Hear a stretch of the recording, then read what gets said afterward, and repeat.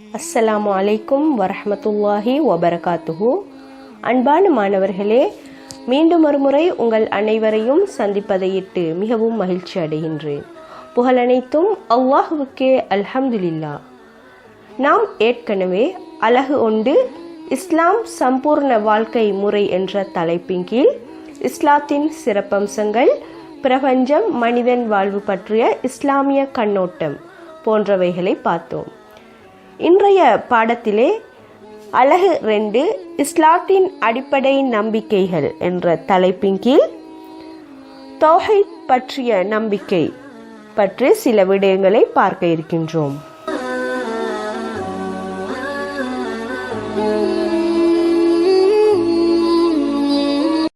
ஆம் மாணவர்களே, முதலில் நாம் தௌஹீத் என்றால் என்ன என்று விளங்கிக் கொள்ள வேண்டும். தௌஹீத் என்ற சொல் வஹத என்ற சொல்லிலிருந்துதான் பிறந்திருக்கின்றது. வஹத என்ற சொல்லுக்கு ஒருமைப்படுத்துதல், ஒருமுகப்படுத்துதல், ஏகனாக காணுதல் போன்ற மொழி கருத்துக்களை மொழி வல்லுநர்கள் வழங்குகின்றார்கள். வஹத என்றால் ஒருமைப்படுத்துதல், ஒருமுகப்படுத்துதல், ஏகனாக காணுதல். இஸ்லாமிய பரிபாசையில் தௌஹீத் என்றால் என்ன என்று நோக்கினால், இந்த பிரபஞ்சம் முழுவதையும் படைத்து போஷிக்கும் இறைவன் அல்லாஹ் ஒருவன் மட்டுமே. அவன் இந்த பிரபஞ்சத்தில் உள்ள அனைத்துக்கும் தேவையுடையவன். அவன் தனித்தவன், தனித்துவமானவன். அவனுக்கு எவற்றினதும் தேவையில்லை. அவன் ஆதி அந்தம் இல்லாதவன், சந்ததிகளற்றவன், படைப்புகளுக்கு ஒப்பாகாதவன். அவன் மாத்திரம்தான் வணங்கி வழிபட தகுதியானவன் என்று நம்புறது தான் இஸ்லாமிய பரிபாசையில் தௌஹீத் என்று அழைக்கப்படுகின்றது.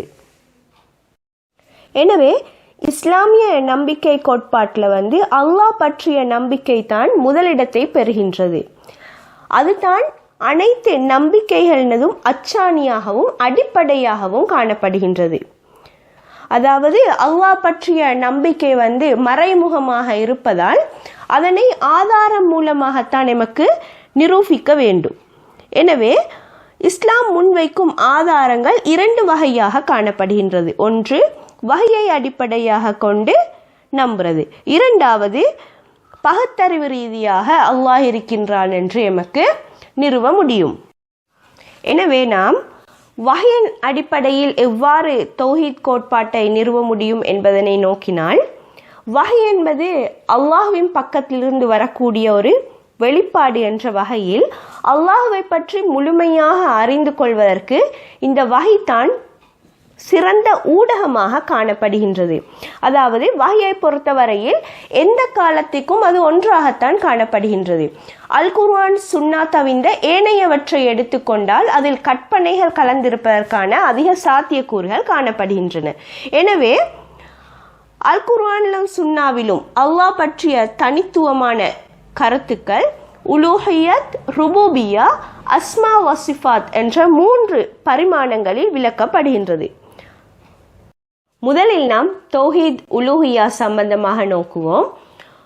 ஆம் மாணவர்களே, தௌஹீத் உலூஹியா என்பது, உலூஹியா என்ற சொல் இலாஹ் என்ற சொல்லிலிருந்து தான் தோற்றம் பெற்றிருக்கின்றது. உலூஹியா என்ற சொல் இலாஹ் என்ற சொல்லிலிருந்து தான் தோற்றம் பெற்றிருக்கின்றது. இலாஹ் என்பதன் கருத்துக்களில் பின்வருவன முக்கியத்துவம் பெறுகின்றது. முதலாவது, இலாஹ் என்றால் வணக்கத்துக்குரியவன், பிரார்த்தனைகளை அங்கீகரிப்பவன், சட்டம் இயற்றுபவன், அன்புக்குரியவன் போன்ற பல்வேறு கருத்துக்களை எமக்கு வழங்க முடியும். வணக்கத்துக்குரியவன், பிரார்த்தனைகளை அங்கீகரிப்பவன், சட்டம் இயற்றுபவன், அன்புக்குரியவன் போன்ற கருத்துக்களை எமக்கு வழங்க முடியும். அதாவது வணங்கி வழிபடுவதற்கு முழு தகுதியும் உடையவன் அல்லாஹ் மாத்திரமே. அதாவது வணங்கப்படுவதற்கு அல்லாஹுவை தவிர வேறு கடவுள் இல்லை என்ற கோட்பாட்டை அல் குர்ஆன் ஆணித்தரமாக விளக்குகின்றது. மேலும் அல்லாஹுவுடன் வேறு எந்த கடவுளையும் அழைக்க வேண்டாம், வணக்கத்துக்குரியவன் அல்லாஹுவை தவிர வேறு யாரும் இல்லை. அல்லாஹுவை தவிர வேறு எந்த கடவுளையும் அழைக்க வேண்டாம், வணக்கத்துக்குரியவன் அல்லாஹுவை தவிர வேறு யாரும் இல்லை என்று அல் குர்ஆனிலே அல்லாஹ் குறிப்பிடுகின்றான். ஜாஹிலியா கால மக்களை எடுத்து நோக்கினால் முஹம்மது ஸல்லல்லாஹு அலைஹி வஸல்லம் அவர்களை எதிர்த்தமைக்கான மிக முக்கியமான காரணமாக இந்த லா இலாஹ இல்லல்லாஹ் என்ற கலிமாவை நபி ஸல்லல்லாஹு அலைஹி வஸல்லம் அவர்கள் முன்வைத்தமைதான் பிரதான காரணமாகும். ஏனென்றால் அவர்கள் சிலை வணக்கத்தில் ஈடுபட்டு கொண்டிருந்தார்கள். நபி ஸல்லல்லாஹு அலைஹி வஸல்லம் அவங்க வணங்கி வழிபட தகுதியானவன் அல்லாஹ் மாத்திரம்தான் என்று கூறிய நேரம் அவர்கள் அதனை எதிர்க்க தொடங்கினார்கள். ஆனால் அவர்கள் தௌஹீத் ருபூபியா என்ற அல்லாஹ்வின் படைத்தல் சம்பந்தமான அந்த கோட்பாட்டை ஏற்றிருந்தாலும் வணங்கி வழிபட தகுதியானவன் அல்லாஹ் என்ற அந்த சிந்தனையை அவர்கள் ஏற்க மறுத்தார்கள். அடுத்து நாம் தௌஹீத் ருபூபியா சம்பந்தமாக நோக்குவோம். மாணவர்களே, ருபூபியத் என்ற சொல் ரப் என்ற சொல்லிலிருந்து தான் தோற்றம் பெற்றிருக்கின்றது. அதாவது ரப் என்றால் பராமரிப்பவன், கண்காணிப்பவன், வளர்த்து ஆளாக்குபவன், தலைவன் போன்ற பல்வேறு கருத்துக்களை எமக்கு வழங்க முடியும்.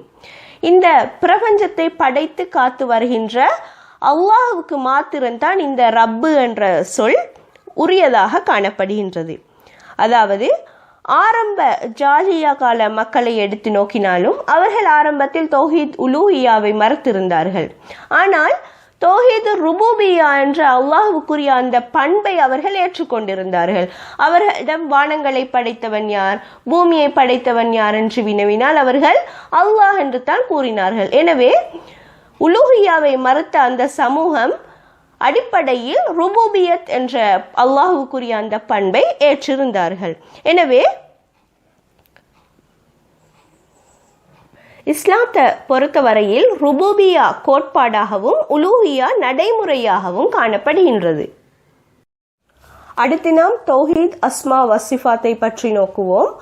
அஸ்மா என்பது அல்லாஹுவின் திருநாமங்களை குறிக்கின்ற அதே வேளை சிஃபாத் என்பது அல்லாஹுவின் பண்புகளை குறிக்கின்றது. அதாவது அல் குர்ஆனிலும் சுன்னாவிலும் அல்லாஹுவின் பண்புகளாக பெயர்களாக குறிப்பிடப்பட்டிருக்கின்ற அந்த விடயங்களில் யாரையும் கூட்டு சேர்க்காமலும் அதனை எந்தவித மாற்றங்களுக்கும் உட்படுத்தாம வேறு எதனுடனும் அவற்றை ஒப்பிடாமலும் உள்ளதை உள்ளவாறே நம்புறது தான் தௌஹீத் அஸ்மா வசிஃபாத் என்று சொல்லி அழைக்கப்படுகின்றது.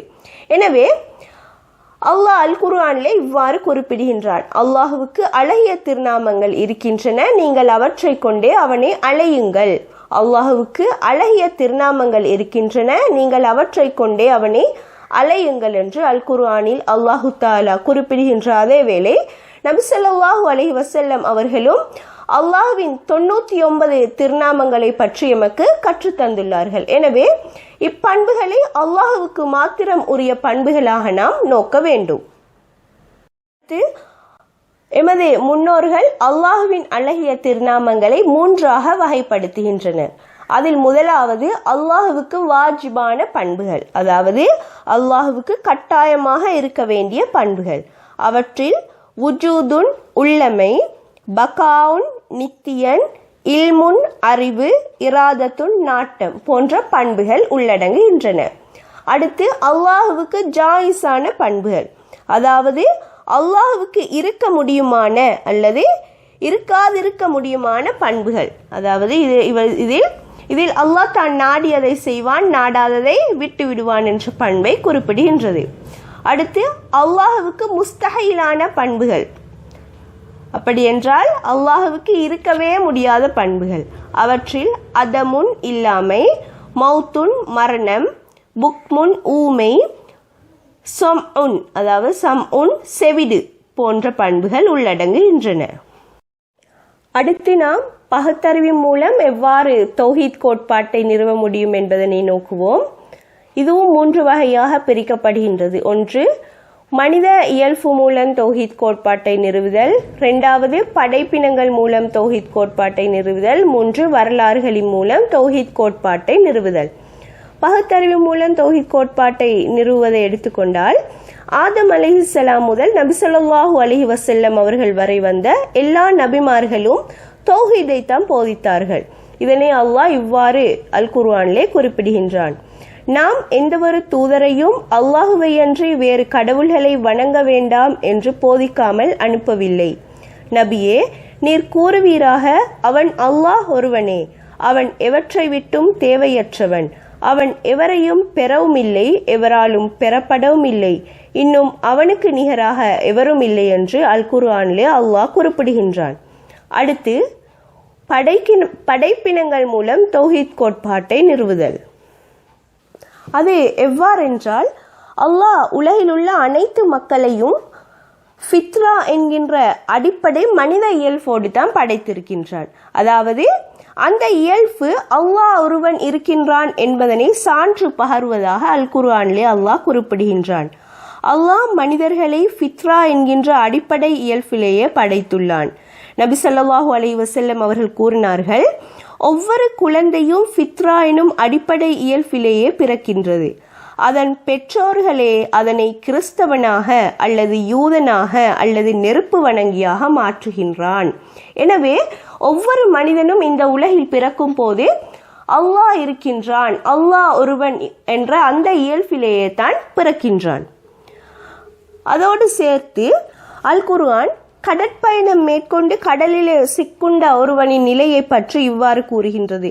அதாவது கார்மேகங்கள் சூழ்ந்த நிலையில் கடும் புயலுக்குள் சிக்குண்ட இவன் தான் செல்ல வேண்டிய பாதை அறியாது போதிக, அதாவது எந்த விதமான உதவிகளும் இல்லாத அந்த நிலையிலே இறைவனே, அதாவது இறுதியில் அவன் எவ்வாறு தஞ்சமடைவான், யா அல்லாஹ், அதாவது இறைவனே என்று அவனை நோக்கித்தான் தஞ்சமடைகின்றான். இதுவும் மனித இயல்பாகத்தான் காணப்படுகின்றது. எனவே அடிப்படையிலேயே மனித இயல்பும் தௌஹீத் கோட்பாட்டை நிறுவுவதாக காணப்படுகின்றது. அடுத்து படைப்பினங்கள் மூலம் தௌஹீத் கோட்பாட்டை நிறுவுதல். இஸ்லாத்தை பொறுத்தவரையில இந்த பிரபஞ்சத்தில் இருக்கின்ற அனைத்து படைப்புகளையும் ஆராயுமாறு தூண்டுகின்றது. எனவே படைப்புகளை ஆராய்வதன் மூலம் படைப்புக்கு பின்னால் உள்ள அந்த படைப்பாளனின் பண்புகளையும் மனிதன் அவதானிக்க முடியும் என்ற அடிப்படையில் தான் இஸ்லாம் மனிதனை படைப்பினங்கள் பற்றி ஆராயுமாறு தூண்டுகின்றது. அந்த வகையில் முன்னுதாரணமின்றி படைத்தல், சீராக படைத்தல், திட்டமிட்ட ஒழுங்கு, வழிகாட்டல் என்ற 4 பண்புகளையும் அல்லாஹ்வின் படைப்பில் மாத்திரமே காண முடியும் என்று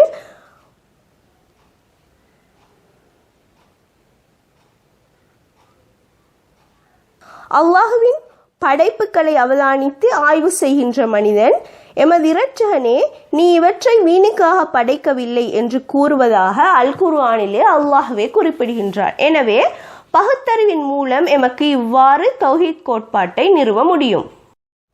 அடுத்து தௌஹீத் கோட்பாடு மனித வாழ்வில் எவ்வாறான மாற்றங்களை ஏற்படுத்துகின்றது என்பதனை நோக்கினால், மனிதனை அடிமை தளத்திலிருந்து விடுதலை செய்கின்றது. அடுத்து இறை சிந்தனையோடு வாழ வழிவகுக்கின்றது. பொறுப்புணர்வுடன் கர்ம மாற்றும் தன்மை ஏற்படுத்தப்படுகின்றது. இலட்சியமும் குறிக்கோளும் உள்ள வாழ்வு உருவாகின்றது. மன அமைதியும் விரக்தியுமற்ற தன்மை ஏற்படும். துணிவும் வீர உணர்வும் ஏற்படும். கோழைத்தனம், அச்ச உணர்வு, மூட நம்பிக்கை போன்றவற்றிலிருந்து பாதுகாப்பு கிடைக்கின்றது. தௌஹீத், அதாவது அல்லாஹ் ஒருவன் என்பதை ஏற்று நடப்பதன் மூலம் மனிதனுக்கு இவ்வாறான மாற்றங்கள் ஏற்படுகின்றது என்பதை எமக்கு கூற முடியும். மாணவர்களே, இஸ்லாத்தின் அடிப்படை நம்பிக்கைகளில் நாம் இதுவரை தௌஹீத், அதாவது அல்லாஹ் பற்றிய நம்பிக்கை சம்பந்தமாக நோக்கினோம். எமது அடுத்த தொடரில் மலக்குமார்கள் பற்றிய நம்பிக்கையை பார்ப்போம் இன்ஷா அல்லாஹ்.